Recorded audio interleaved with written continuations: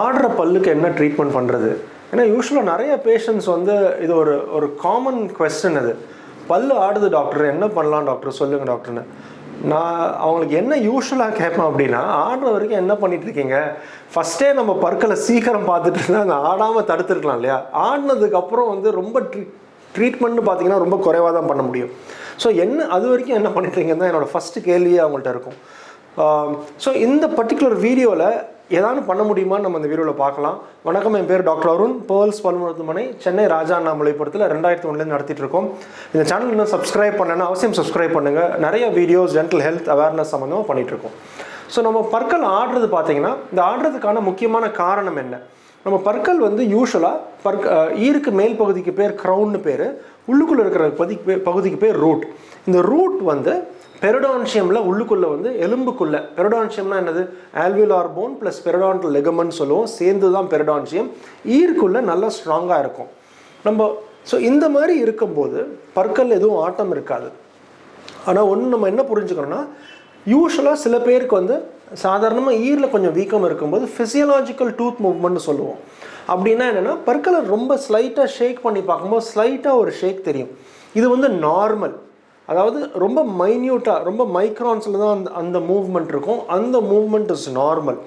So இந்த மாதிரி ஸ்டேஜில் நம்ம பற்களுக்கு எக்ஸ்ரே எடுத்து பார்க்கும்போது அதோட எலும்பு சப்போர்ட் நல்லா இருக்கும்.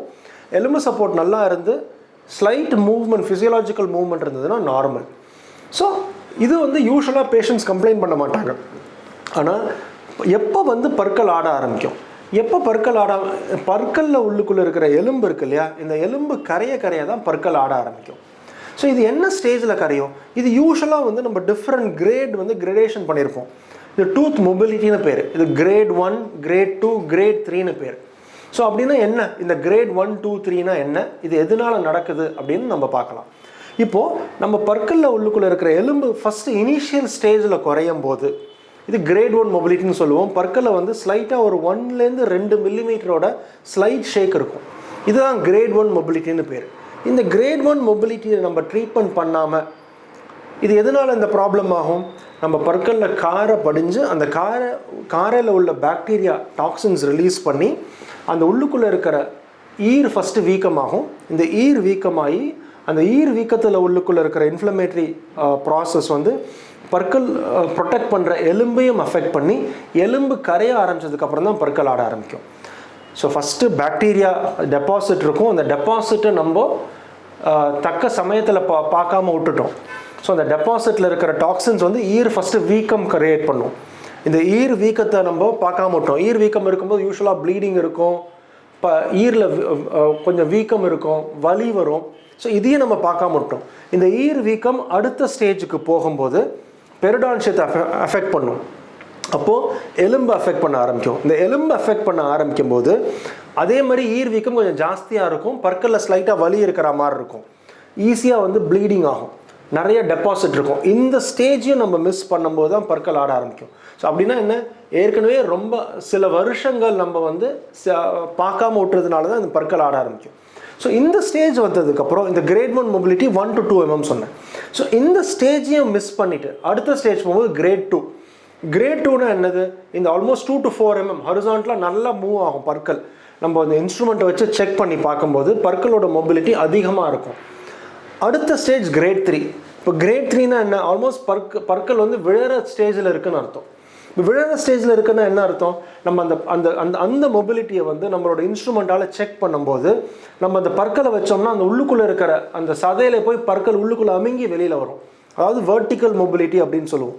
அதாவது உள்ளுக்குள்ளே அமுங்கி திருப்பி வெளில வரும். இது கிரேட் 3 மொபிலிட்டி. ஸோ இந்த டிஃப்ரெண்ட் ஸ்டேஜ் ஆஃப் மொபிலிட்டி, இந்த பற்கள் ஆடுறதோட ஸ்டேஜஸ் வந்து இந்த மாதிரி 1, 2, 3ன்னு பிரிக்கலாம். முக்கியமாக என்ன பண்ண முடியும், இந்த இனிஷியல் ஸ்டேஜ்லேயே நம்ம வந்து அந்த கம் ட்ரீட்மெண்ட் பண்ணி ஒரு லேசரில் க்யூர் அட்டாச் பண்ணி கம்மை ட்ரீட்மெண்ட் பண்ண முடியும். அந்த இனிஷியல் ஸ்டேஜ் ட்ரீட்மெண்ட் மிஸ் பண்ணும்போது அடுத்த ஸ்டேஜ் ட்ரீட்மெண்ட்டுக்கு வந்து யூஸ்வலாக ஃப்ளாப் சர்ஜரி பண்ணுவோம். போன் கிராஃப்டிங் வச்சு பற்களை வந்து ஸ்ட்ரென்தன் பண்ண முடியும். ஸோ இந்த ஸ்டேஜும் மிஸ் பண்ணும்போது தான் இந்த பற்கள் ரொம்ப ஆட ஆரம்பிக்கும் போது அப்போ நமக்கு 2 சாய்ஸ் இருக்குது. ஒரு சாய்ஸ் என்ன, நான் சொன்ன மாதிரி இந்த கம் ட்ரீட்மெண்ட் பண்ணி லேசர் முறையில் கம்மை சரி பண்ணிவிட்டு போன் கிராஃப்ட் பண்ணிவிட்டு பற்களுக்கு ஸ்ப்ளிண்டிங்னு ஒன்று செய்வோம். இந்த ஸ்ப்ளிண்டிங்னா என்னதுன்னா, பக்கத்து உள்ள பற்கள் ஸ்ட்ராங்காக இருக்குது, ஆடாமல் இருக்குது அப்படின்னா இந்த ஆடுற பற்களை ஒரு ஃபைபர் மூலமாக பக்கத்து உள்ள ஸ்ட்ராங்கான பற்களில் வந்து சேர்த்து ஸ்ப்ளிண்ட் பண்ண முடியும். இது வந்து என்ன பண்ணும், நம்ம எலும்பு வந்து ஹீல் ஆகிறதுக்கு அது அதிகமாக ஃபோர்ஸ் இல்லாமல் அந்த பற்களில் ஃபோர்ஸ் இல்லாமல் பாதுகாக்க முடியும்.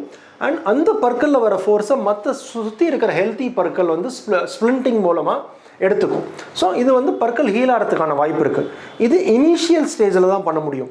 முக்கியமாக இது என்ன நம்ம புரிஞ்சுக்கணும் அப்படின்னா, நம்ம வாயில் இருக்கிற அந்த நோய், அந்த டிசீஸ் ப்ராசஸை ஸ்டாப் பண்ணதுக்கப்புறம் தான் ஸ்ப்ளிண்ட் பண்ணணும். அப்படி இல்லைன்னா என்ன ஆகும்னா, ஸ்டாப் பண்ணாமல் ஸ்ப்ளிண்ட் பண்ணோன்னா அந்த உள்ளுக்குள்ளே இருக்கிற எலும்போட கரைவு ஜாஸ்தி ஆகிட்டே இருக்கும். ஆனால் இதனால் பக்கத்தில் உள்ள பற்களும் அஃபெக்ட் ஆக ஆரம்பிச்சிடும். ஸோ இந்த ஸ்டேஜ் ஸ்ப்ளிண்டிங்க்கும் ஏற்ற பற்கள் இல்லை அப்படின்னா பற்கள் எடுத்துகிட்டு புதுசாக பற்கள் கட்டுற மாதிரி தான் இருக்கும். எதர் இம்ப்ளான்ட் மூலமாகவோ பிரிட்ஜ் மூலமாகவோ கட்டலாம். இது எப்படி கட்டலான்னு வேறு வீடியோவில் அடுத்த வீடியோவில் நம்ம செப்பரேட்டாக பார்க்கலாம்.